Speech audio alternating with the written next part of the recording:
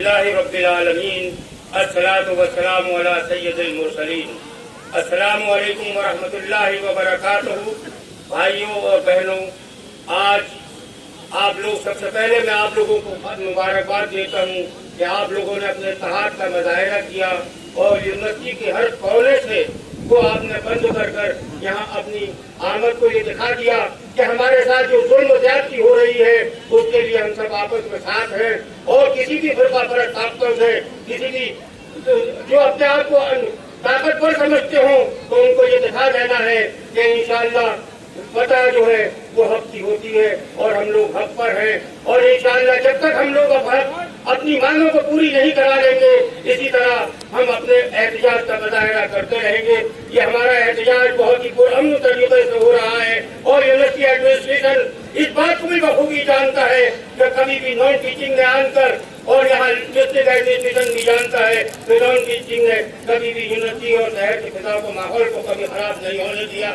اگر کبھی بگڑنے کی بھی کوشش ہوئی ہے اور پھر قبر صاحب کو بگاڑنے کی بھی کوشش کی ہے اس کو بھی آن کر منہ توڑ جواب دے کر ان کو سازشوں کو ناکام کیا ہے۔ آپ لوگ قابل مبارکباد ہیں اس بات کے لیے کہ آپ لوگ یہاں پر آئے ہیں، اور یہ یہاں جو بھی لوکل ایڈمنسٹریشن کی اہلائیوں ہو، ڈسٹرکٹ ایڈمنسٹریشن کی اہلائیوں ہو، وہ بھی اچھی طرح جانتی ہے کیا یہاں پر 10 لوگ 20 لوگ 50 لوگ 100 لوگ فرقہ پرست ہو سکتے ہیں، جن کے اندر کوئی ان کی کام کی مصلحت ہو سکتی ہے جو ماحول کو بگاڑنا چاہتے ہو، مگر یہ 6,500 کا جمع وقیر یونیورسٹی سرکل سے لے کے باب سید تک یہ سروں کا سیلاب اس بات کی غمازی ہے، اور یہ واضح اشارہ کرتا ہے کہ ہمارے ساتھ ناانصافی ہو رہی ہے، اور ہم ناانصافی کے خلاف سر پر جدود ہو کر سب کو عزت سے بھی دعا مانگتے ہیں کہ اے پاک پروردگار تو ہمارے مسائل کو جلد از جلد آسان فرما دے، اور ہمارے اپنے فیصلے صادر فرما کر جو بھی فرقہ پرست طاقت ہے یا جو بھی اقتدار کے نشے میں شعور ایڈمنسٹریشن اس بات کو سوچ رہا ہے کہ یہ لوگ یہاں سے چلے جائیں گے تو وہ اپنے دماغ سے ان باتوں کو نکال دے کہ ہم لوگ اپنے بغیر حق لیے ہوئے اپنے گھروں کو واپس جائیں گے۔ آج ہم یہ دوراہے پر آئے ہیں، یہ ہمارا لایا ہوا نہیں ہے، یہ یونیورسٹی ایڈمنسٹریشن کا لایا ہوا دو رہا ہے جہاں لا کر ہم لوگوں کو کھڑا کر دیا گیا ہے۔ 5 سال سے لے کے 35 سال تک کے یہاں پر لوگ امپلائڈ موجود ہیں جن کو آج تک یونیورسٹی ایڈمنسٹریشن نے کبھی بھی ان کو کنفرم کرنے کے لیے نہ سوچا نہ کوئی عمل کیا۔ عمل کرنا تو دور کی بات، ان کے لیے کبھی ایک الفاظ بھی لکھ کر گورنمنٹ آف انڈیا کو نہیں دیا، اور بلکہ ان کے خلاف بھی لکھنے کی کوشش کی گئی تاکہ ہمارے پر قتل جا سکے۔ ہم یونیورسٹی ایڈمنسٹریشن کو بتا سکتے ہیں کہ ہمارے سامنے علامہ اقبال کا وہ شعر ہے کہ یقین محکم عمل فہم محبت فاتح عالم جہاد زندگانی میں ہے یہ مردوں کی شمشیریں۔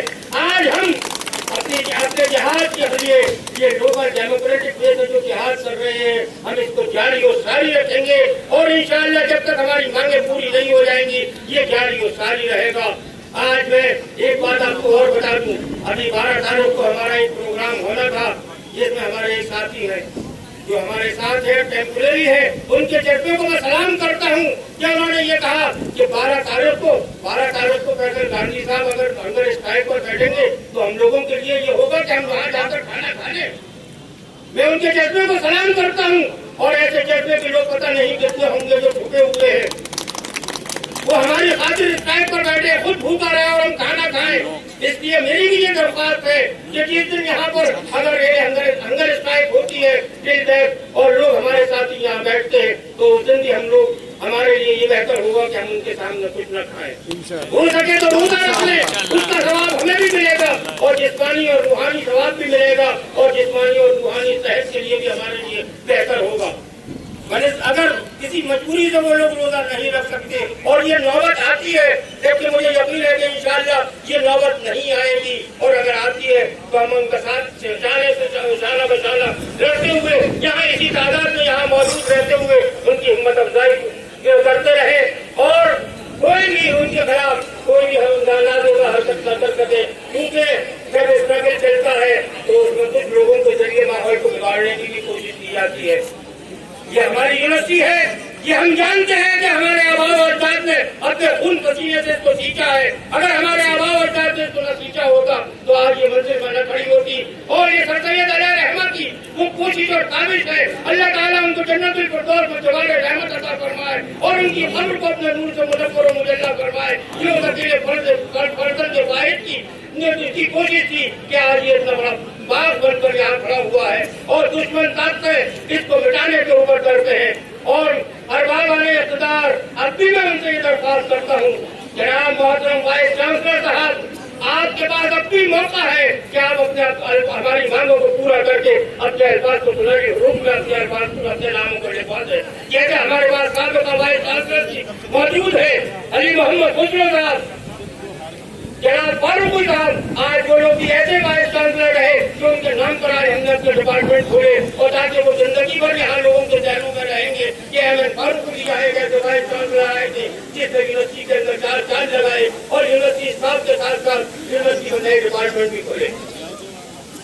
अपनी अदा को छोड़ दें, बड़ाए मेहरबानी में उनसे दरख्वास्त करता हूँ कि यूनिवर्सिटी एडमिनिस्ट्रेटर अगर किसी बात की कोई मजबूरी है तो वो बताए, किसी डॉक्यूमेंट एविडेंस की कोई कमी है तो वो बताए, ज्वाइंट एक्शन कमेटी उसको प्रोवाइड करेगी और जहाँ तक जो भी हेल्प हो रही होगी वो ज्वाइंट एक्शन कमेटी और ये जनरल बॉडी करेगी।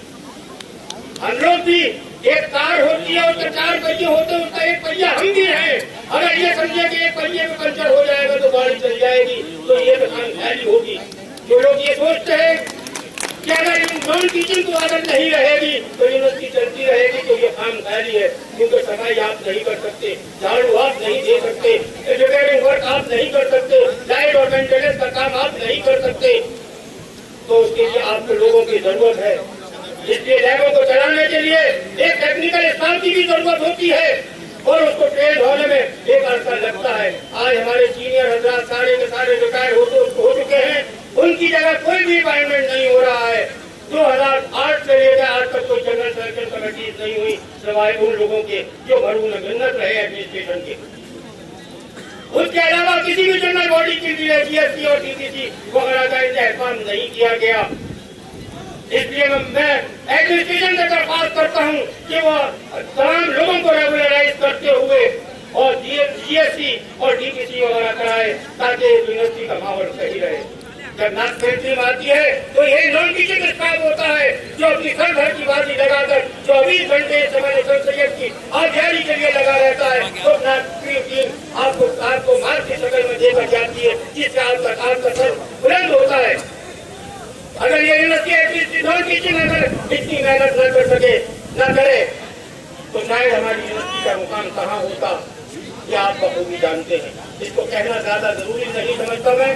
इसलिए मैं तमाम लोगों को एक बार फिर मुबारकबाद देता हूँ कि वो अपने इत्तेहाद का मुजाहिरा जारी और जारी रखें, अपने अंदर अपनी सबों में इत्तेहाद को कायम और दायम रखें और फिरका बरसातों को आयल होना होने दें और अपनी एहतजाज को पुरअमन तरीके से यूनिवर्सिटी क्योंकि हमारा हिस्सा है, हम इसका एक भी पत्ता खड़कने नहीं देंगे।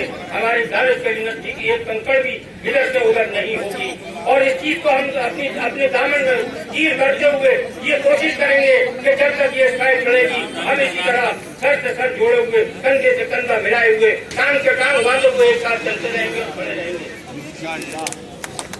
अभी मैं माजरत चाहता हूँ, मेरे बीच में माइक ले लिया। एक मशवरा है आप सभी लोगों से, जरा गौर से सुनने से पीछे भी खड़े हुए हैं। मशवरा ये है कि देखिए हम लोग अपनी स्ट्राइक को कामयाब करना चाहते हैं मगर एडमिनिस्ट्रेशन उसको नाकामयाब करने की कोशिश कर रहे हैं। सिर्फ मशवरा ये है कि हम में से 100-200 लोग बहुत खामोशी के साथ में अपनी यूनिवर्सिटी का ग्राउंड लेंगे। जो बेचारे हमारे मुस्लिम जो हमारे साथी हैं जो डिपार्टमेंट में बैठे हुए हैं, हमें उन्हें बस ये दिखाना है कि देखिए हम आपके साथ हैं, आप भी हमारे साथ आ जाइए। हम किसी से कोई जबरदस्ती नहीं कर रहे हैं, उनके हक के लिए लड़ रहे हैं। तो हम यहाँ से चलते हैं इंशाल्लाह। हमारे साथ में एक सीनियर लीडर होंगे, कोई शोर शराबा नहीं होगा, सिर्फ हम अपनी गाड़ियों से एक राउंड लेकर आएंगे और ये बताएंगे देखिए हम अब भी आपके साथ हैं। अगर अब भी आप नहीं निकल सकते तो आपके मुस्तकबिल के आप खुद जिम्मेदार हैं, कल क्या होगा उसकी जिम्मेदारी हमारी नहीं है। हमसे जितनी मुमकिन कोशिश हो सकती है वो हम कर रहे हैं। हम भी भाई देखिए विक्टिम है, ये सब चीजें आप ही लोगों के लिए है। तो जो लोग चलना चाहते हैं वो हाथ उठा लें। तो बाबे सैयद पे कम से कम 1:30 तो लोग पहुंचे, हम भी वही खड़े होकर इंतजार कर रहे हैं और साथ में चले।